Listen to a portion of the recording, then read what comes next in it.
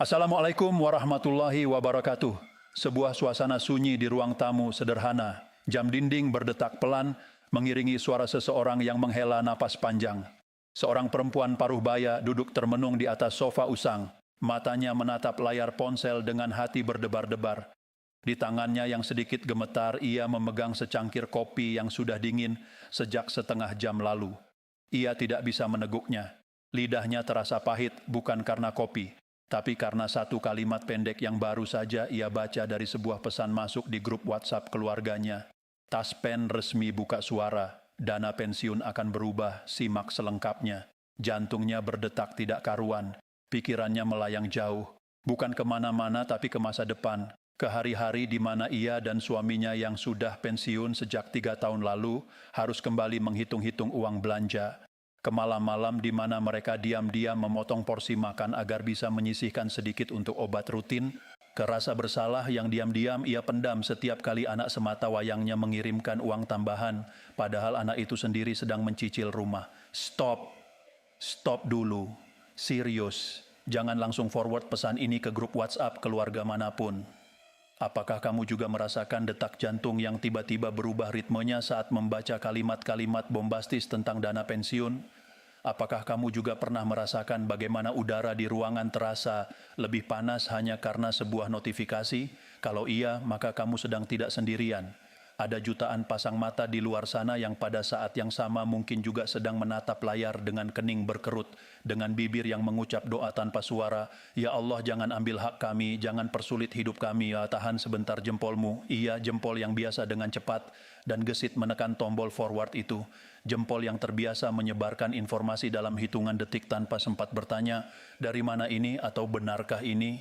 Jempol yang sama yang kemarin juga ikut menyebarkan kabar tentang harga minyak, tentang perubahan aturan gaji, tentang sesuatu yang sebenarnya tidak pernah terjadi. Sekarang biarkan jempol itu beristirahat sejenak.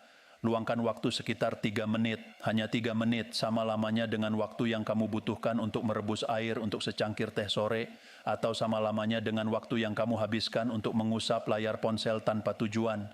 3 menit untuk benar-benar menyimak sampai akhir, sampai detik terakhir video ini berakhir. Bukan karena aku ingin menggurui, bukan karena aku menganggapmu bodoh, tetapi karena kabar tentang dana pensiun yang kamu terima itu, andai saja ternyata tidak benar, andai saja itu hanya ulah tangan-tangan iseng yang ingin melihat dunia panik, maka dampaknya tidak akan berhenti hanya di dadamu yang berdebar, tidak akan berhenti hanya di matamu yang susah terpejam nanti malam. Dampaknya akan merambat seperti api di padang rumput kering, akan membakar ketenangan puluhan, bahkan ribuan orang lain. Bayangkan Pak RT yang setiap bulan dengan setia mengumumkan jadwal ronda. Bayangkan Bu Arum yang setiap pagi menyapu halaman sambil tersenyum meskipun lututnya sudah mulai ngilu. Bayangkan bapakmu yang dulu setiap tahun membelikan seragam baru untuk Idul Fitri, tapi sekarang lebih memilih untuk memakai baju lama supaya uang pensiunnya bisa ditabung untuk jaga-jaga. Bayangkan mereka semua menerima pesan yang sama, panik yang sama, pertanyaan yang sama yang tidak terjawab.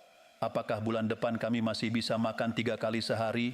Makanya, sebelum jempol itu bergerak, sebelum kamu menjadi salah satu mata rantai dari kepanikan massal, kita luruskan dulu semuanya dengan kepala dingin, dengan hati yang tidak sedang diliputi rasa takut, karena rasa takut adalah penasihat yang buruk. Rasa takut membuat kita percaya pada hal-hal yang tidak masuk akal. Rasa takut membuat kita lupa bahwa kita pernah melalui tahun-tahun yang lebih sulit. Rasa takut membuat kita lupa bahwa kita masih punya Allah tempat kembali, tempat bertanya, tempat memohon ketenangan. Sentuh dadamu, rasakan debarnya, sekarang tarik napas panjang, lalu hembuskan perlahan sekali lagi. Kamu masih di sini, kamu masih selamat. Kabar apapun tentang dana pensiun tidak akan mengubah fakta bahwa hari ini matahari masih terbit, bahwa kamu masih bisa menghirup udara, bahwa masih ada orang-orang yang mencintaimu di sekitarmu. Itu yang utama, itu yang tidak akan pernah bisa diambil oleh kebijakan apapun. Selamat datang. Sungguh, aku bersyukur kamu masih bertahan sampai di sini. Karena biasanya banyak yang sudah klik forward dan pergi meninggalkan kegelisahan begitu saja, tapi kamu tidak. Kamu memilih untuk mendengar, kamu memilih untuk mencari kejelasan, dan itu adalah keputusan paling bijak yang bisa kamu buat hari ini. Di ruang informasi yang santai ini, kita tidak akan berteriak, Kita tidak akan saling menyalahkan, kita tidak akan ikut-ikutan heboh tanpa dasar. Mari kita bayangkan sebuah pagi, bukan pagi yang fiktif, tapi pagi yang sangat nyata. Pagi di bulan April 2026, bulan di mana langit mulai cerah lebih awal, di mana bunga-bunga mulai mekar, meskipun di beberapa tempat hujan masih sering turun. Tanggalnya tidak penting, yang penting adalah suasana. Seorang pensiunan, panggil saja namanya Pak Rahmat.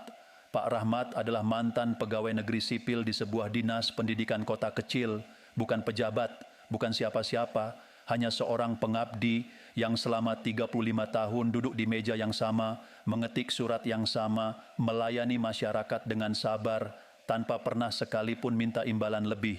Sekarang usianya 65 tahun. Badannya masih cukup sehat, meskipun kakinya sudah mulai sering pegal-pegal kalau duduk terlalu lama.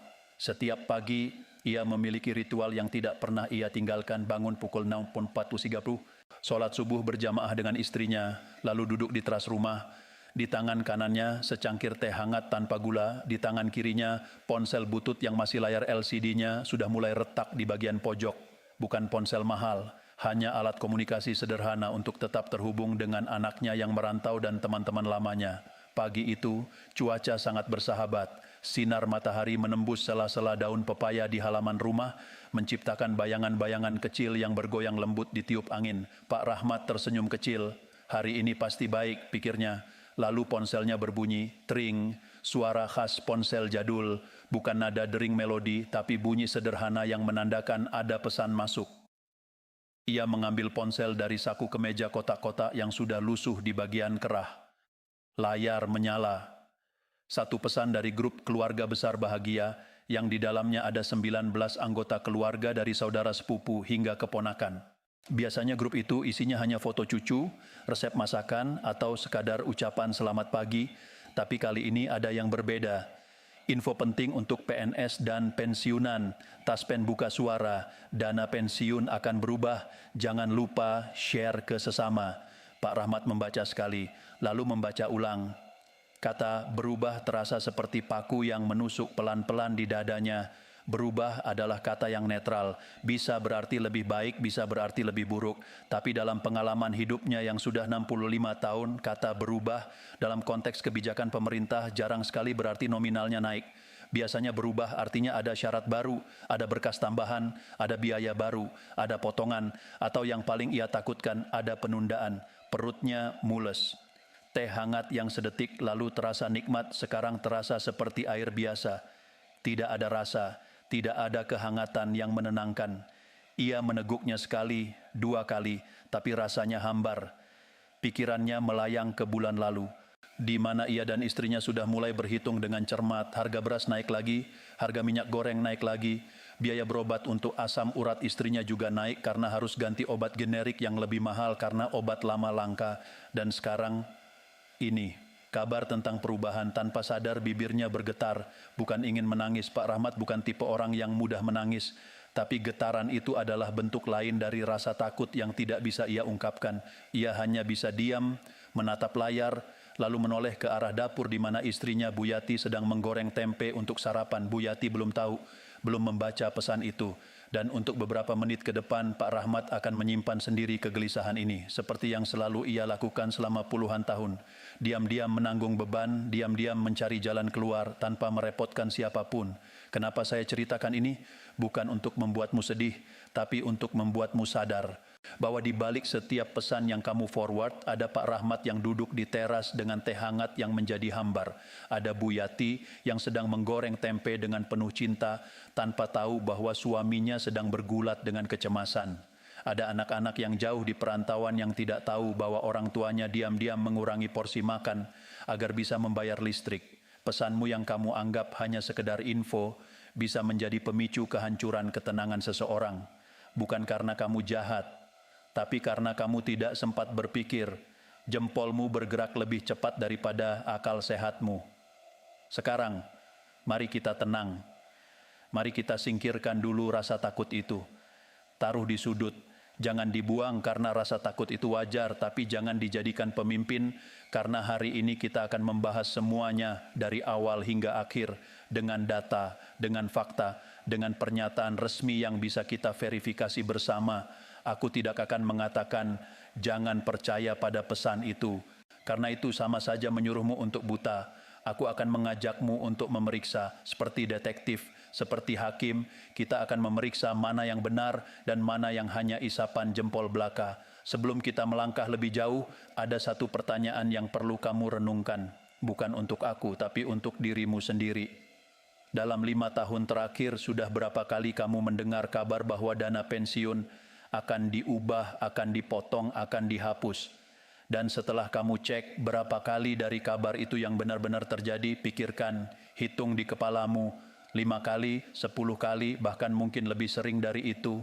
Setiap menjelang akhir tahun, setiap menjelang bulan Ramadan, setiap kali ada gejolak ekonomi, kabar-kabar seperti ini selalu muncul seperti jamur di musim hujan, tumbuh subur, menyebar cepat, lalu layu dengan sendirinya ketika tidak ada bukti. Tapi masalahnya, sebelum layu itu terjadi, sudah banyak hati yang terluka, sudah banyak malam yang tidak bisa tidur, sudah banyak doa yang dipanjatkan dengan air mata. Apakah kita mau terus menjadi bagian dari siklus itu? Apakah kita mau terus menjadi penyebab kegelisahan bagi orang-orang yang kita cintai? Atau mungkin inilah saatnya kita berubah? Bukan kebijakan pemerintah yang berubah, tapi kebiasaan kita dalam menyikapi informasi. Ada sebuah kisah lama yang mungkin pernah kamu dengar tentang seorang pria yang menyebarkan berita bahwa pasar akan tutup besok. Seluruh pedagang panik, harga sayuran anjlok karena semua orang berebut menjual. Keesokan harinya pasar buka seperti biasa, tidak ada yang tutup. Ketika ditanya mengapa ia menyebarkan berita itu, pria itu menjawab dengan santai, cuma iseng. Pedagang yang rugi jutaan rupiah hanya bisa terdiam sambil menahan marah. Sementara pria itu sudah pergi, tidak peduli dengan kerusakan yang ia tinggalkan. Jangan sampai jempolmu menjadi pria itu. Jangan sampai kecerobohanmu merugikan orang lain. Karena kamu mungkin tidak akan pernah tahu siapa yang kehilangan ketenangan karena pesan yang kamu forward. Oke, cukup renungannya. Sekarang mari kita masuk ke inti. Mari kita lihat apa yang sebenarnya terjadi. Saya tidak akan bicara panjang lebar tanpa bukti. Saya akan tunjukkan fakta dari sumber-sumber yang terpercaya dan kamu bisa mengeceknya sendiri. Jangan percaya begitu saja pada saya. Saya hanya pengantar. Kamu harus menjadi peneliti untuk kenyamananmu sendiri. Berdasarkan pernyataan resmi yang dirilis oleh PT Taspen Persero, dan ini penting saya tekankan resmi, sampai dengan saat ini tidak ada regulasi baru yang mengatur perubahan besar atau kenaikan signifikan pada gaji pensiun untuk tahun 2026. Bukan hanya tidak ada kenaikan besar, juga tidak ada pemotongan, tidak ada perubahan skema pembayaran yang fundamental. Semua masih mengacu pada peraturan pemerintah nomor 8 tahun 2024. Anda dengar itu? PP nomor 8 tahun 2024. Aturan yang berlaku sejak 1 Januari 2024 itu masih menjadi payung hukum yang sama hingga hari ini. Tidak ada peraturan pengganti. Tidak ada revisi mendadak, tidak ada kejutan. Tapi mengapa isu ini muncul lagi? Mengapa setiap tahun pasti ada? Sederhana. Pertama, karena ada ketakutan kolektif yang nyata. Para pensiunan hidup dengan pendapatan tetap, sementara inflasi terus bergerak. Kebutuhan pokok naik, biaya kesehatan naik. Sementara uang pensiun tidak serta-merta bisa disesuaikan setiap bulan. Jadi ketika ada desas-desus tentang perubahan, naluri bertahan hidup langsung aktif. Kedua, karena di era digital, informasi tidak perlu benar untuk menyebar. Dia hanya perlu terlihat meyakinkan. Dan sayangnya banyak orang yang lebih percaya pada tangkapan layar dari grup WhatsApp daripada situs resmi kementerian. Ketiga, ada faktor psikologis yang disebut confirmation bias. Kita cenderung lebih mudah percaya pada informasi yang sesuai dengan ketakutan kita. Jika kita takut uang pensiun akan dipotong, maka kabar tentang dana pensiun akan berubah, akan langsung kita terima sebagai kebenaran tanpa perlu verifikasi. Tapi mari kita luruskan, jika tidak ada perubahan besar pada hak, lalu apa yang sebenarnya berubah yang disebut-sebut dalam pesan itu? Jawabannya, yang berubah adalah aspek layanan dan teknis, bukan nominal hak. Misalnya, Sistem pencairan yang awalnya harus melalui kantor pos dengan antrean panjang, sekarang bisa dilakukan melalui transfer bank, bahkan melalui minimarket seperti Alfamart dan Indomaret. Layanan digital Taspen juga terus dikembangkan.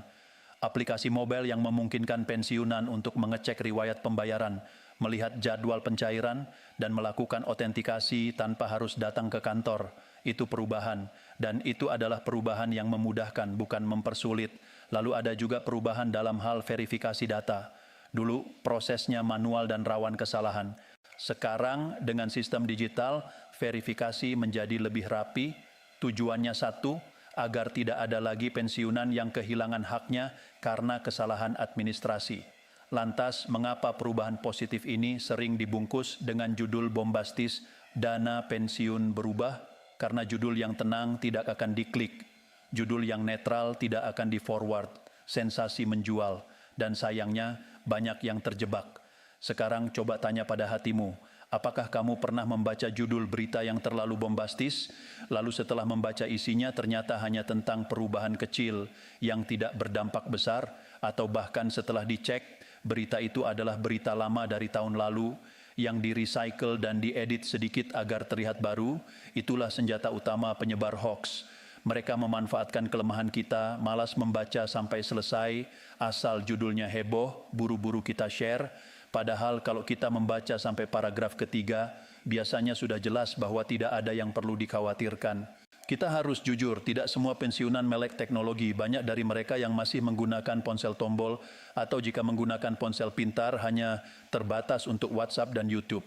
Mereka tidak terbiasa membuka situs resmi, mereka tidak tahu cara membedakan tautan asli dan palsu, mereka mudah panik karena mereka tumbuh di era di mana informasi hanya datang dari sumber-sumber terpercaya seperti televisi atau koran. Mereka belum terbiasa dengan era di mana setiap orang bisa menjadi wartawan tanpa fact check. Jadi, sebagai generasi yang lebih muda atau generasi yang lebih adaptif, tanggung jawab ada di pundak kita. Bukan untuk merendahkan mereka, tapi untuk melindungi mereka dari kepanikan yang tidak perlu. Bantu mereka memfilter informasi, bantu mereka dengan sabar menjelaskan, dan yang terpenting, jangan menambah kebisingan dengan ikut menyebarkan informasi yang belum jelas kebenarannya. Sekarang mari kita bicara soal angka, karena ketakutan seringkali lahir dari ketidaktahuan. Ketika kita tidak tahu angka pastinya, pikiran kita akan dengan liar membayangkan skenario terburuk. Mungkin dipotong setengah, mungkin sistemnya diubah total, mungkin hanya segelintir orang yang bisa cair, padahal tidak demikian. Berdasarkan peraturan pemerintah nomor 8 tahun 2024, kisaran gaji pokok pensiunan PNS itu bervariasi tergantung golongan terakhir saat masih aktif. Saya sebutkan agar kamu punya gambaran, bukan agar kamu membandingkan karena setiap orang punya haknya masing-masing. Untuk golongan ini, gaji pokok pensiun berkisar antara 1,7 juta hingga 2,5 juta per bulan. Golongan di bawah berkisar antara 1,7 juta hingga 3,2 juta. Golongan terakhir berkisar antara 2,2 juta hingga 4,3 juta. Dan golongan impare berkisar antara 2,5 juta hingga 4,9 juta. Tapi ingat, itu baru gaji pokok, belum termasuk berbagai tunjangan yang melekat. Tunjangan keluarga untuk istri atau suami sebesar 10% dari gaji pokok dan untuk anak sebesar 2% per anak, maksimal 2 anak. Belum lagi tunjangan pangan yang besarnya sekitar 72.000 per orang dalam keluarga. Belum lagi tunjangan hari raya, THR, yang biasanya cair menjelang Idul Fitri dan gaji ke-13 yang biasanya cair sekitar bulan Juni atau Juli. Jadi jangan hanya melihat angka gaji pokok, lalu berkesimpulan bahwa pensiunan hidup pas-pasan. Memang tidak besar, tapi dengan pengelolaan yang baik dan dengan tambahan tunjangan, masih cukup untuk hidup layak. Apalagi bagi mereka yang sudah tidak memiliki tanggungan anak dan hanya hidup berdua dengan pasangan. Bayangkan, seorang pensiunan golongan VE dengan gaji terakhir 6 juta dan masa kerja 30 tahun, maka perhitungan pensiun pokoknya 2,5% dikali 30 tahun dikali 6 juta, 0,75%, 6 juta, maka 4,5 juta per bulan. Kemudian ditambah tunjangan istri 10%, maka 450.000. Tunjangan anak misalkan 2 anak, maka 4% X 4,5 juta, 180.000. Tunjangan pangan untuk 3 orang, pensiunan, istri dan 2 anak sekitar 216.000. Total yang diterima setiap bulan 4,5 juta plus 490 plus 180 ribu plus 216 ribu mas sekitar 549 ribu. Sebuah angka yang tidak bisa disebut kecil, apalagi di kota-kota kecil di mana biaya hidup masih rendah, tentu tidak mewah, tapi cukup untuk makan 3 kali sehari, berobat rutin dan sesekali bersedekah. Itu jika pensiunan masih memiliki tanggungan anak. Jika anak sudah mandiri, maka tunjangan anak tidak ada, tetapi biaya hidup juga lebih ringan. Lalu apa yang membuat pensiunan sering merasa kekurangan? Bukan karena uang pensiunnya sedikit, tapi karena biaya kesehatan yang terus merangkak naik. Karena harga obat yang tidak terkendali, karena kadang-kadang ada kebutuhan mendadak seperti perbaikan rumah atau sumbangan pernikahan keponakan. Ini adalah masalah di luar kebijakan pensiun. Ini adalah masalah sistemik yang perlu ditangani oleh kebijakan lain, seperti jaminan kesehatan nasional dan subsidi obat untuk lansia. Tapi itu topik yang berbeda. Untuk saat ini, yang perlu kita pahami bersama, tidak ada rencana pemotongan dana pensiun. Lalu, bagaimana dengan pencairannya? Apakah ada perubahan jadwal? Tenang. Gaji pensiun tetap dibayarkan setiap tanggal 1 setiap bulan. Jika tanggal 1 jatuh di hari libur nasional atau akhir pekan, maka pencairan akan dimajukan ke hari kerja sebelumnya. Uang akan langsung masuk ke rekening masing-masing pensiunan di bank yang telah ditunjuk seperti BNI, BRI, Mandiri, DEDAL, atau bisa juga melalui kantor pos. Untuk pensiunan yang tinggal di daerah terpencil atau yang memiliki keterbatasan fisik, layanan home visit dari PT Pos Indonesia bisa diurus oleh keluarga. Dan masih ada opsi pencairan di Alfamart dan Indomaret untuk nominal tertentu. Jadi, betapa pemerintah dan Taspen berusaha untuk memudahkan, apakah itu sempurna? Tentu tidak. Masih ada laporan keterlambatan, masih ada kesalahan data, masih ada calo-calo yang berkeliaran, tapi secara sistem tidak ada upaya untuk mempersulit atau menunda hak pensiunan. Satu lagi yang sering disalahpahami, otentikasi atau verifikasi wajah. Banyak yang mengira ini adalah cara pemerintah untuk mengecek siapa yang masih hidup supaya bisa menghentikan pembayaran bagi yang sudah meninggal. Benar, itu salah satu tujuannya, tapi bukan untuk merugikan, justru untuk melindungi. Karena tanpa verifikasi bisa saja ada oknum yang terus mencairkan pensiun orang yang sudah meninggal dan uang itu seharusnya menjadi hak ahli waris tetapi dengan prosedur yang benar. Otentikasi dilakukan untuk memastikan bahwa penerima masih berhak menerima dana tersebut, frekuensinya bervariasi, ada yang sebulan sekali, 2 bulan sekali, 3 bulan sekali, tergantung kategori risiko. Jika lupa melakukan otentikasi, pembayaran memang bisa ditunda, tapi jangan panik. Begitu otentikasi dilakukan, dana akan cair kembali dan biasanya akan dibayarkan sekaligus untuk bulan-bulan yang tertunda. Jadi bukan hilang, hanya tertunda. Karena itu sangat penting untuk selalu mengingat jadwal otentikasi. Bisa diingatkan oleh keluarga, bisa melalui aplikasi, atau bisa juga melalui SMS blast dari Taspen. Jangan sampai karena lupa, pencairanmu tertunda. Tapi sekali lagi, itu bukan pemotongan. Sekarang, mari kita bicara tentang musuh yang sesungguhnya. Bukan pemerintah, bukan Taspen, bukan kebijakan. Musuh kita adalah hoaks dan penipuan yang memanfaatkan kepanikan. Setiap kali isu dana pensiun berubah merebak, selalu ada oknum yang memanfaatkan situasi. Modusnya beragam. Ada yang menelepon mengaku petugas Taspen, meminta data pribadi seperti NIK, nomor rekening atau PIN. Ada yang mengirim tautan palsu yang tampilannya sangat mirip dengan situs resmi Taspen dan meminta korban untuk melakukan verifikasi data dengan mengisi formulir. Padahal itu adalah situs phishing yang akan mencuri data pribadi dan uangmu. Ada juga yang menawarkan program investasi khusus pensiunan dengan iming-iming keuntungan besar dalam waktu singkat. Program seperti ini hampir pasti adalah skema Ponzi atau penipuan berkedok investasi. Ingatlah mantra sederhana ini, Taspen tidak akan pernah meminta data pribadi melalui telepon atau pesan. Tidak akan pernah meminta nomor PIN, OTP, atau kata sandi. Tidak akan pernah menawarkan program yang mengharuskanmu membayar untuk mendapatkan hakmu sendiri. Hakmu adalah hakmu. Tidak perlu ada tebusan. Jika kamu menerima telepon mencurigakan, segera tutup. Jika kamu menerima pesan dengan tautan, jangan diklik. Jika kamu ragu, hubungi langsung kantor cabang Taspen terdekat atau hubungi call center resmi yang tercantum di situs taspen.go. Jangan pernah menghubungi nomor yang tertera di pesan mencurigakan tersebut, karena mereka akan terus memanipulasi. Ada cerita nyata. Seorang pensiunan di Bandung menerima telepon dari petugas Taspen yang mengatakan bahwa data pensiunnya bermasalah dan harus segera diperbaiki melalui tautan yang dikirim. Karena panik, ia mengklik tautan itu, mengisi semua data termasuk PIN rekeningnya.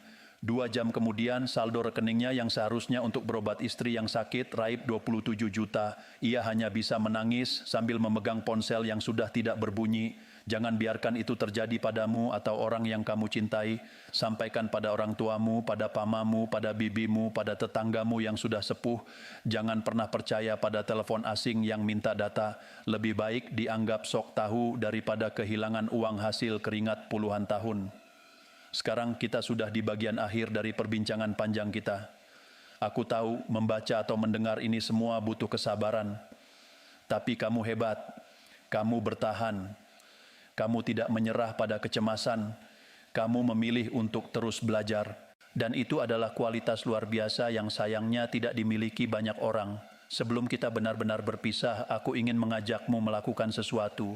Bukan sesuatu yang berat. Hanya sebuah latihan kecil setiap kali kamu menerima informasi yang membuat jantungmu berdegup lebih kencang. Aku menyebutnya latihan stop sekian. Wassalamualaikum warahmatullahi wabarakatuh.